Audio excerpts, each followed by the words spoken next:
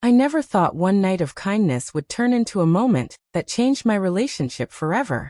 It started on a rainy Friday evening. I was curled up on the couch with my boyfriend, Daniel, watching a movie. We'd been together for 3 years, and things were comfortable, maybe too comfortable. Our routine rarely changed, and while I loved him, I sometimes missed the spark we once had. Then came the text. It was from Mia, a friend from college. We hadn't spoken much in years, but she was in town unexpectedly. Her hotel booking had fallen through, and she was stranded in the rain. She asked if she could crash at our place for the night. Without much thought, I told her to come over. When she arrived, I almost didn't recognize her. Mia had always been pretty, but now she carried herself with a quiet confidence that drew attention without her even trying. She was wrapped in a wet coat, her hair clinging to her cheeks, and Daniel jumped up to offer her a towel.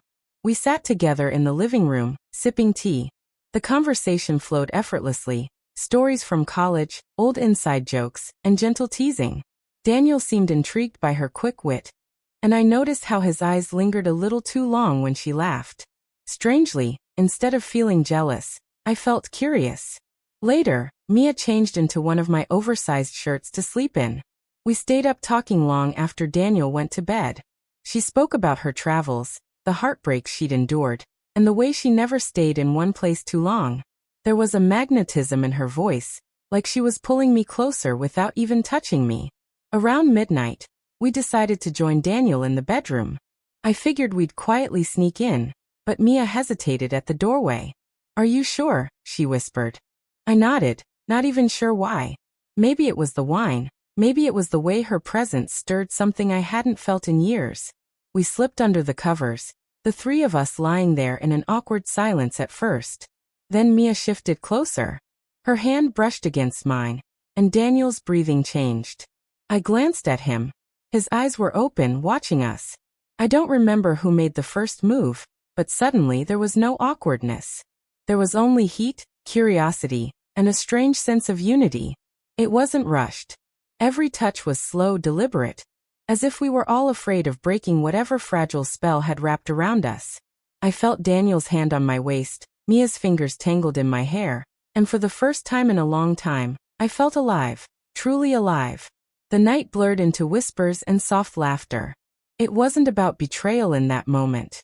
It was about connection. The three of us existed in our own little world until exhaustion pulled us into sleep. The next morning was different. The sunlight made everything feel sharper, more real. Mia was already in the kitchen making coffee, her hair messy, her smile soft. Daniel looked at me from across the table, his expression unreadable. We didn't talk about it right away. Life went on. Mia left that afternoon, leaving behind the faint scent of her perfume and an unspoken question between Daniel and me. It wasn't until days later that Daniel brought it up. "Do you regret it?" he asked. I thought about it for a long time. "No," I said honestly, "but I don't know what it means."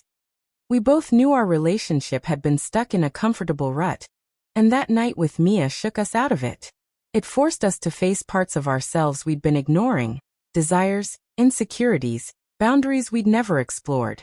We never repeated the experience, and Mia and I only exchanged a few friendly texts afterward.